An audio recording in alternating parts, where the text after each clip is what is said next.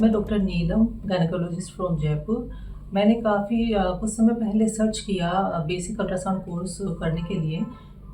तब मुझे मेरे फैमिली फ्रेंड ने रिकमेंड किया मिलन हॉस्पिटल बेंगलोर।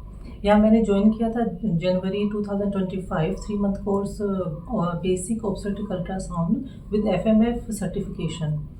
आज मेरा लास्ट डे है तो मैं सोची कुछ शेयर करूँ यहाँ का अच्छा एक्सपीरियंस मेरा। यहाँ मैंने डॉक्टर सुनीता मैम के अंडर काम किया।